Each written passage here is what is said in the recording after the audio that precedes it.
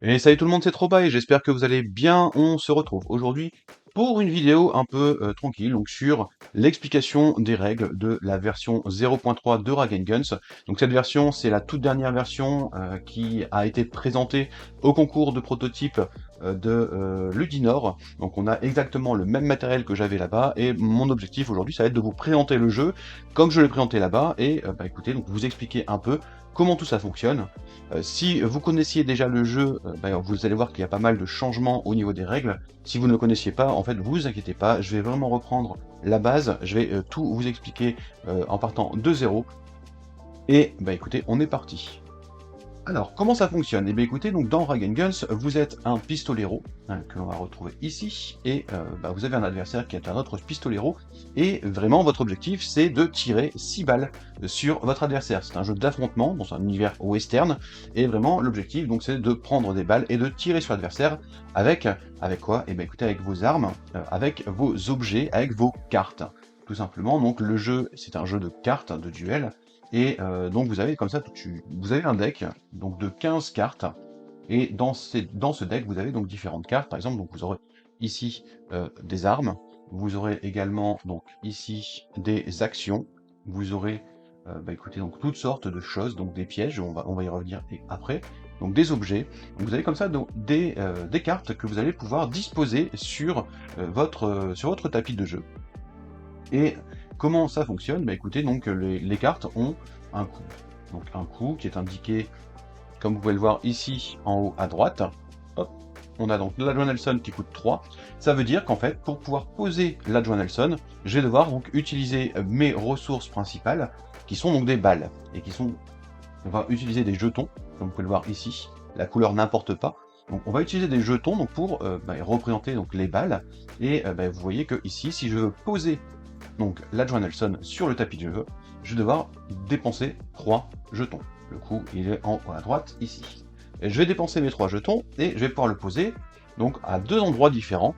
Donc la ruelle, que l'on retrouve ici, ou l'abri, que l'on retrouve ici.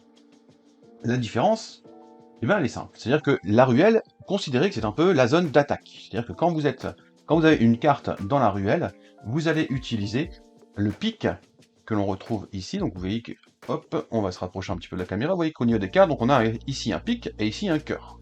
Le pic va vous donner une puissance de feu.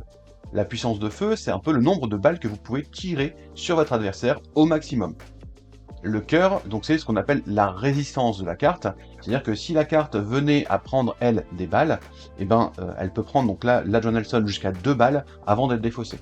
Donc pourquoi est-ce que je vous dis ça? Donc on a ici l'Adjoint Nelson me donne une puissance de feu de 2, ça veut dire que je peux utiliser 2 de mes balles pour tirer sur mon adversaire. Je vais prendre les 2 jetons et je vais les tirer sur mon adversaire. On est d'accord que on n'a pas automatiquement les 2 d'attaque. Donc il nous faut donc des balles ici, dans le barillet, pour pouvoir tirer sur l'adversaire. On va voir ça lorsqu'on va faire un petit tour de partie, vous allez un peu plus comprendre.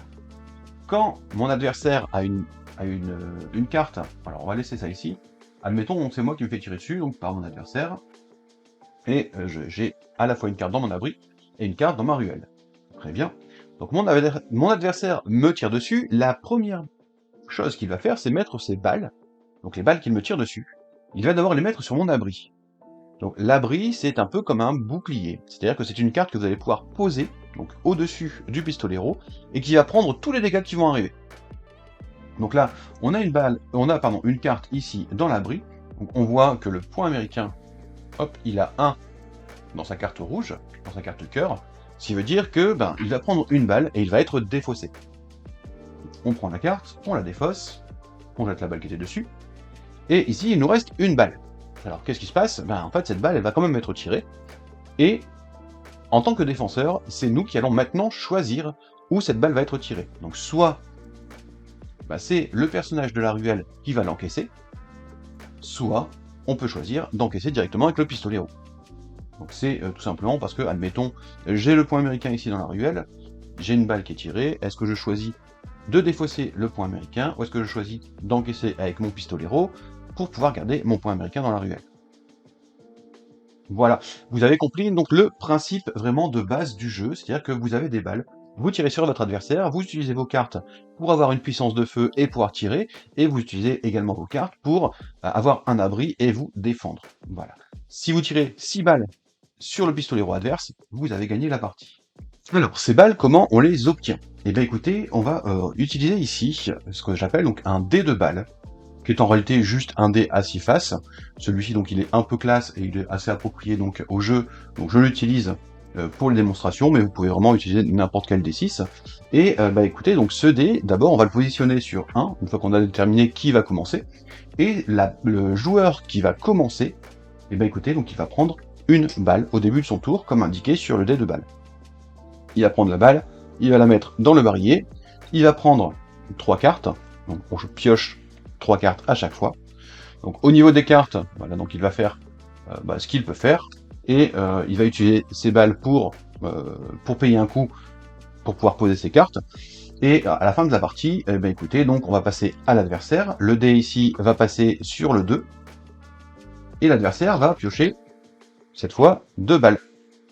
Donc on revient sur moi le tour suivant, on va passer à 3, donc j'ai pioché 3 balles, on va sur mon adversaire à 4 balles, 5 balles, 6 balles, et ensuite on reste à 6 balles jusqu'à la fin du jeu. Voilà. Donc on a une petite augmentation de la puissance, qui se fait de manière automatique, tour après tour, et au fur et à mesure, en fait, voilà, on a de plus en plus de possibilités, puisqu'on a de plus en plus de balles, on peut faire de plus en plus on peut poser de plus en plus de cartes, on peut faire de plus en plus d'effets, on peut donc de plus en plus tirer sur l'adversaire, tout simplement.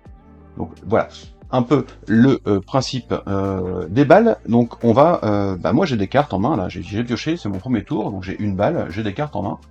Comme on peut le voir, donc mes cartes, en fait, elles ont un coût de 2, de 3, de X. Alors X, c'est parce que c'est un piège. On revient donc juste après sur le fonctionnement du piège. Mais voilà, donc mes cartes, en fait, je peux pas les utiliser, je ne peux pas les poser. La question c'est, j'en fais quoi? Donc je vais terminer mon tour. Alors j'ai l'impression donc de ne rien faire à mon tour, mais en réalité c'est faux, puisque quand je vais terminer mon tour, je vais planquer les cartes que je n'ai pas utilisées. Les cartes que je n'ai pas utilisées, qui sont dans ma main, je vais les mettre ici, dans l'emplacement, enfin dans l'un des emplacements de la planque. La planque a 2 emplacements, et je vais pouvoir comme ça donc poser mes cartes, donc l'une sur l'autre, l'une à côté de l'autre, peu importe, vraiment on les met dans l'ordre qu'on veut. Et ces emplacements, cette planque, je vais pouvoir m'en servir au tour suivant. C'est-à-dire que je vais pouvoir utiliser la planque comme si les cartes étaient dans ma main, sauf qu'elles sont en jeu, et ça va me permettre, écoutez, donc au tour suivant, je vais avoir, donc là mon adversaire va avoir 2 balles, je vais récupérer ici 3 balles, donc ça va me permettre par exemple, hop, de dépenser 2 balles pour pouvoir prendre la machette et la poser dans la ruelle, par exemple. Donc ça a d'autres avantages, mais on voit au fur et à mesure donc que cette planque, au fur et à mesure de la partie, vous allez récupérer des cartes, vous allez pouvoir donc disposer donc d'un côté, de l'autre, et ainsi de suite, et vous allez donc comme ça créer 2 piles de cartes qui vont augmenter, et ce sont des cartes que vous allez mettre en planque, que vous allez planquer, mais pour plus tard. C'est-à-dire que au fur et à mesure donc, de la partie, vous allez avoir de moins en moins de cartes au niveau de votre pioche, de plus en plus de cartes au niveau de votre planque normalement, et à un moment donné, vous n'aurez plus de pioche, et il va falloir continuer à vous battre en utilisant les cartes qui sont dans votre planque. Donc, il y a un petit jeu en fait de préparation de partie, donc il y a une petite stratégie vis-à-vis de la planque, enfin il y a plusieurs en fait stratégies différentes qui peuvent être effectuées par rapport à la planque. C'est un élément extrêmement important du jeu. Par contre, c'est un élément en fait qu'on ne comprend véritablement qu'à partir du moment où on joue une partie et où on se retrouve sans carte dans la pioche. Je pourrais vous en parler très longuement, mais en vérité, je vous le dis, faut vraiment tester. Parce que c'est vraiment au moment où, on n'a plus de cartes, on a la pioche qui est là, et on a la planque qui est disponible, et là on se dit, oui, d'accord, elle sert à ça, la planque, et c'est ce que j'aurais dû faire, et c'est comme ça que j'aurais dû faire. Vraiment, encore une fois, même si là je vous l'explique, peut-être que vous avez l'air de comprendre, mais en vrai, il faut le faire. Il faut y jouer pour véritablement comprendre le fonctionnement de la planque. La planque a un autre avantage, c'est que, comme vous pouvez le voir, alors celle-ci, donc c'est pas forcément le meilleur exemple, mais vous avez également ici ce qu'on appelle un effet. C'est-à-dire que les cartes, vous pouvez les poser dans l'abri ou dans la ruelle. Par exemple, mon étoile de shérif, on voit en réalité, donc elle coûte 0. Donc si je la pose, écoutez, je peux la poser dans mon abri. Ici, elle va prendre une balle à ma place, ce qui peut être intéressant. Par contre, écoutez, mon étoile de shérif, elle a également 2 effets. Donc les effets, ce sont des règles un peu spéciales. qui vont se déclencher à partir du moment où on le dit, et à partir du moment où on va payer le coût qui est indiqué. Donc là, par exemple, le premier, on voit un 0, et le deuxième, on voit un 2. Donc le premier, c'est gratos. Le deuxième, par contre, je dois payer 2 balles. Alors, j'ai dit gratos, pas exactement, puisque quand on joue un effet, quand on joue une carte, et ben en fait le 0, ok, je ne paye pas de balles, par contre je dois défausser la carte. Donc je paye avec ma carte, systématiquement.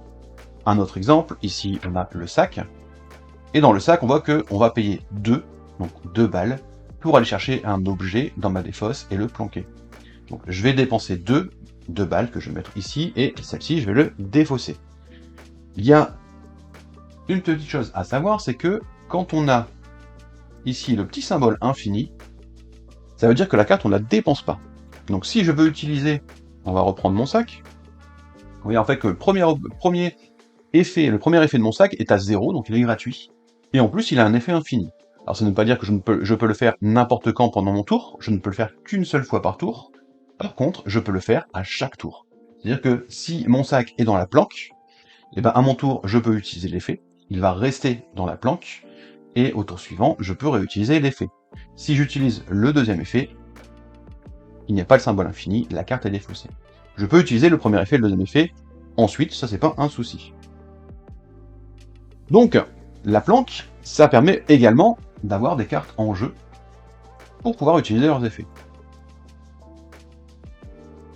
Et c'est quelque chose d'extrêmement pratique, puisque à part les cartes actions que vous voyez ici, on le voit en fonction donc du mot-clé action, on le voit également écoutez, donc à la couleur, on le voit également au petit logo qui se trouve ici, et on le voit également au type d'illustration, puisqu'on est donc sur une action qui a une approche un peu BD de l'illustration.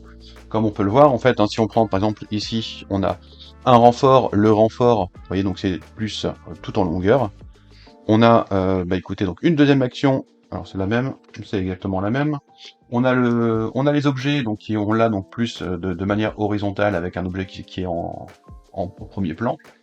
Donc on a également ici, on a une arme.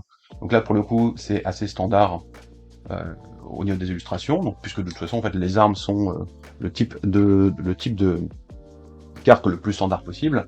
Et on a donc pour différencier un petit peu tout ça, on a les pièges. Et les pièges, donc là on est plutôt sur un format rond avec l'illustration qui se trouve en bas. Puisque le piège on va viser est l'adversaire. Voilà, c'est vraiment en fait une manière de présenter un petit peu les cartes et de repérer très très facilement et très rapidement quel est le type de carte que l'on a. Donc on va faire un petit tour de jeu si vous voulez bien. Donc ça fait beaucoup de choses à ingurgiter, je le sais. C'est surtout que je dois être assez rapide au niveau donc de la vidéo. N'hésitez pas à regarder une deuxième fois si jamais, enfin quoi qu'il en soit, si vous voulez en fait, hein, c'est vraiment les explications qui prennent peut-être un petit peu de temps, mais en réalité quand on est dans le jeu, quand on finit par comprendre petit à petit comment ça fonctionne, c'est relativement simple, ça va extrêmement vite également. On va, alors on est tour 1, j'ai pris ma balle, j'ai pioché mes 3 cartes. On va regarder un petit peu ce que j'ai, donc là j'ai des choses différentes puisque j'ai relancé un peu, j'ai retrié, j'ai remélangé, j'ai repris de nouvelles cartes. Donc on va avoir par exemple ici le point américain qui est une arme, qui a 0 en puissance de feu, mais qui a un petit effet particulier, puisque si je tire 2 balles, je peux tirer une des balles, donc c'est-à-dire que je peux blesser gratuitement mon adversaire, et elle me coûte 0, donc je vais la poser tout de suite dans la ruelle, juste pour dire d'avoir quelque chose dans ma ruelle, et les deux autres cartes, je vais les planquer. Alors ici on a un piège, pas encore parlé, on en revient juste après. Important, le piège, l'adversaire ne doit jamais savoir de quoi il en retourne, donc il ne doit pas savoir ce que c'est que ce piège. Donc quand on le planque caché. Donc il me reste une balle, puisque en fait je ne l'ai pas utilisée. Donc la balle qu'il me reste, eh ben elle aussi, elle est mise de côté. Donc en fait mon premier tour, même si je n'avais rien mis, en réalité je mets des cartes en planque et je préserve une balle que je mets ici dans ma cartouchière. Et cette cartouchière en fait va me permettre, à partir du tour suivant, d'utiliser des capacités de mon personnage. Puisque pour chaque personnage, on a des effets également. donc des effets qui sont évidemment infinis, hein, vous n'allez pas défausser votre personnage pour les utiliser, mais ce sont des effets qui ne vont pouvoir être alimentés que avec les pièces dans la cartouchière. Donc je reviendrai sur l'effet de Buffalo Kid juste après.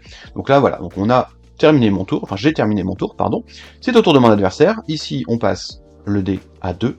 Mon adversaire prend 2 balles, prend ses cartes, fait son tour, termine son tour en mettant les ballons à cartouchière qu'elle n'a pas utilisés, en mettant des cartes dans son planque, dans sa planque, pardon, et ainsi de suite, et on revient à mon tour, et là on passe à 3. Donc je vais prendre les 3 balles que je vais mettre dans mon barillet. On montre bien à son adversaire hein, qu'il nous reste 3 balles pour éviter de tricher, ou voilà, pour être le plus fair play possible. Je pioche mes 3 cartes que je vais vous montrer. Donc là on a une Winchester, le Doc Ravenstorm, Shadow. Donc là ça fait des grosses cartes dès le départ, c'est pas forcément le plus évident pour commencer une partie. Quoi qu'il en soit, donc j'ai ici 3 jetons. Et je vais pouvoir donc faire pas mal de choses. Donc ce que je vais faire dans un premier temps, c'est que je vais utiliser la capacité de Buffalo Kid. Donc la capacité de Buffalo Kid, elle me dit, enfin, alors j'ai 2 capacités en réalité sur Buffalo Kid. La première me dit que je peux augmenter la puissance de feu d'une arme en dépensant 1 de ma cartouchière. Donc là j'ai mon point américain c'est écrit à droite. Vous voyez que c'est une arme Buffalo Kid épique et mêlée. Donc c'est une arme et c'est une arme de mêlée. Donc si je veux, je peux faire passer sa puissance de feu de 0 à 1. Mais c'est pas ce que je vais faire tout de suite. Ce que je vais faire, c'est qu'elle a un deuxième trait, et Buffalo Kid donc, a une deuxième capacité qui est de, si j'ai une carte mêlée, donc là c'est une carte mêlée, dans ma ruelle, je peux prendre la balle de ma cartouchière et la tirer directement sur l'adversaire. Voilà, c'est juste un petit coup de poing, un petit coup comme ça, rapide, super efficace. C'est pareil pour le point américain. Le point américain donc me dit que pour 2, en fait, je paye 2 balles, hop, et je vais en tirer une sur mon adversaire. Mon adversaire, en fait, là, il vient de se prendre 2 balles alors que je n'ai pas encore fait de fusillade. Quoi qu'il en soit, donc on va pouvoir continuer un petit peu, et ce que je vais faire, c'est que je vais utiliser un piège. Pour vous expliquer un peu le fonctionnement du piège. J'ai ici un piège, donc je vais pouvoir le prendre depuis ma planque pour le poser, et je le pose, comme vous le voyez en fait, ici, entre moi et mon adversaire. Quand je pose un piège, je dois également poser un nombre de balles dessus. Donc hop, on va poser ici ces balles-là. Pourquoi je pose un nombre de balles dessus? Eh ben, autour de mon adversaire, on va avoir un système d'enchères qui va se passer et qui va déterminer si le piège va éclater ou pas. Donc, j'ai encore mes cartes en main, je vais juste, hop, les prendre à 3 et les poser dans ma planque, et c'est au tour de l'adversaire. Ici, le dé passe à 4, on va prendre les 4 balles pour l'adversaire. Donc mon adversaire se retrouve avec 4 balles en main, dans son barillet plutôt, et avec un piège. Donc maintenant, il va devoir déterminer ce qu'il va faire de ce piège. Donc 3 possibilités, soit il se le prend, c'est-à-dire qu'il ne dit je ne fais rien, dans ces cas-là, on retourne le piège et on regarde ce qu'il se passe. Soit il paye le piège, donc là j'ai mis une balle, donc il doit payer 1. Et dans ces cas-là, donc le piège, il revient en planque et je pourrai le réutiliser lors de mon prochain tour. Soit, en fait, il augmente sa mise, il augmente la mise, et dans ces cas-là, donc il paye 1 de plus, donc 2. Et s'il paye 2, le piège, il est défaussé. On va dire qu'elle paye 2. Donc là, hop, le piège, je vais le mettre dans la défausse, je le retourne quand il est dans la défausse, par contre. Comme ça, on voit un peu ce qui est passé. Mon adversaire, eh bien écoutez, donc on va dire qu'elle m'a tiré dessus, elle s'est débarrassée du point américain, et elle m'a mis une balle. Hop, elle a réussi à me tirer 2 fois dessus. Mon point américain va en défausse, mon pistolero a pris une balle, c'est de nouveau à moi, on est déjà à 5 balles au début du tour, et ça commence déjà à être important. Hop. Je vais prendre mes 3 cartes, et on va regarder un petit peu en fait sur tout ce qui est fusillade, puisque en réalité, en fait, je vous ai expliqué, donc on pouvait tirer sur son adversaire avec la puissance de feu. Maintenant, est-ce que c'est clair dans votre tête? Peut-être pas, donc on va regarder ça en détail. Alors, je vais, hop, faire un petit tour de passe-passe pour ça, on va essayer de, hop, on va remettre ça comme ça, ce qui va nous permettre d'avoir un peu plus d'éléments, hop. Ouais. On voit plus mon pistolero, c'est pas très grave. Par contre, on va voir le pistolero adverse, et on va dire qu'il a réussi à mettre une carte dans sa ruelle, une carte dans son abri, et hop, elle est ici. Je vais la mettre juste là sur le côté hein, pour qu'on la voit bien au niveau de l'écran. Maintenant, évidemment, donc elle est normalement, elle est en dessous, elle est plus basse. Hein. Donc, c'est mon tour. C'est mon tour, j'ai 5 balles en réserve. Ce qui est très très bien, puisque les 5 balles vont me permettre, par exemple, de poser... Voilà, j'ai utilisé 3 balles. Vous voyez que la Winchester, ici, est une arme plutôt intéressante, puisqu'elle a 3 en puissance de feu et elle a 2 cœurs.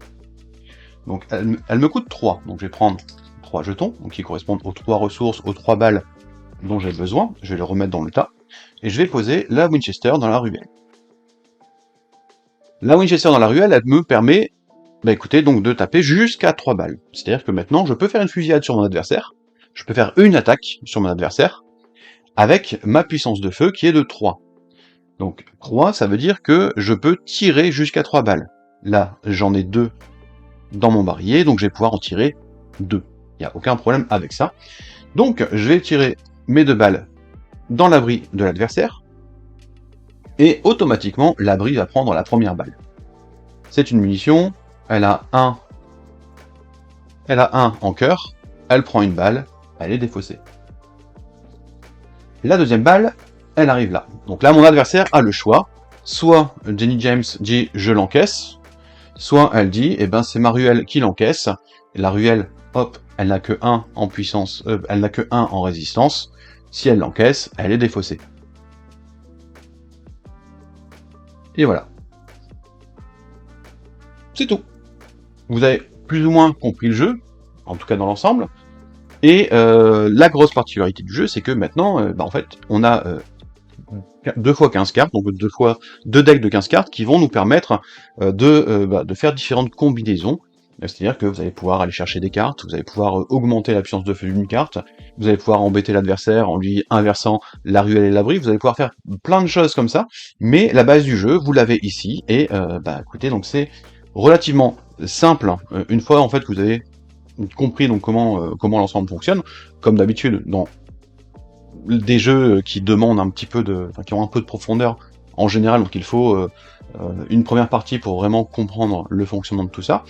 Mais voilà, donc en gros, les règles du jeu. J'ai quasiment fait l'intégralité donc des règles là sur cette vidéo. Il y a juste une petite chose supplémentaire qu'on va ajouter. On va remonter un petit peu sur notre pistolero. Puisque, voilà, donc on est à 6, donc au fur et à mesure vous allez tirer sur votre adversaire, sur ses armes, sur ce qui est sur son abri, et au bout d'un moment, hop, vous allez avoir plein de cartes ici, mais par contre vous n'aurez plus de cartes en pioche. En réalité, en fait, vous allez piocher 3 cartes à chaque fois, donc au 6e tour de jeu, enfin à votre 6e tour de jeu, vous allez vous retrouver comme ça, sans pioche. Qu'est-ce que ça veut dire? Ça veut dire que le pistolero, il est prêt au combat. Donc non seulement vous allez pouvoir continuer à jouer en utilisant les cartes qui sont ici en planque, mais en plus, vous aurez donc maintenant la possibilité, à tout moment, de déplacer votre pistolero pour le mettre dans la ruelle. Pourquoi? Parce que, en fait, à force d'utiliser ici les cartes, elles se retrouvent défaussées, et vous pouvez vous retrouver sans rien. Mais vous n'êtes jamais sans rien, puisque le pistolero peut aller dans la ruelle, et quand il est dans la ruelle, donc vous voyez qu'il a une puissance de feu, donc de base il a une puissance de feu de 2, maintenant, Buffalo Kid, il est pistolero mêlé shérif, c'est-à-dire que je peux utiliser, par exemple, les points de ma cartouchière, puisque j'ai une carte mêlée dans ma ruelle. Donc je peux tirer donc sur mon adversaire comme ça. Voilà, écoutez, donc j'ai fait le tour des règles de cette version 0.3, donc c'est vraiment l'intégralité des règles, il n'y a rien de plus à comprendre. C'est simplement en fait maintenant que chaque carte possède un effet un peu particulier et un fonctionnement particulier, donc il faut vraiment connaître ces cartes pour pouvoir jouer avec et prendre beaucoup de plaisir pour inventer des techniques, des combos, des synergies entre les cartes. Mais dans l'ensemble, voilà, donc vous avez le principal des règles du jeu. J'espère donc que ça vous a donné envie d'en savoir un petit peu plus. Vous pouvez donc dans ce cas suivre la chaîne puisque je vais régulièrement parler du jeu et montrer un petit peu donc des nouvelles choses, un petit peu donc vous expliquer comment je vois l'avenir pour le jeu. Pour l'instant, c'est vraiment en fait on est sur un prototype, mais l'objectif c'est de le commercialiser à un moment donné. Donc n'hésitez pas à suivre un petit peu tout ça donc en vous inscrivant sur la chaîne, en allant voir donc du côté de troba.fr, donc le site internet où vous retrouvez un peu d'informations sur le jeu, sur moi également, mais si vous aurez donc par exemple les règles détaillées du jeu en PDF à télécharger. Donc le jeu va également être disponible sur Tabletop Simulator pour que vous puissiez jouer de votre côté en ligne. Également, donc moi de mon côté, en fait, je vais essayer d'organiser peut-être des petits tournois, des petites rencontres en ligne. Et puis si vous avez des questions ou autres, vous n'hésitez pas. Vous mettez un commentaire, j'y répondrai avec plaisir. Voilà. Bah écoutez, je vous souhaite une bonne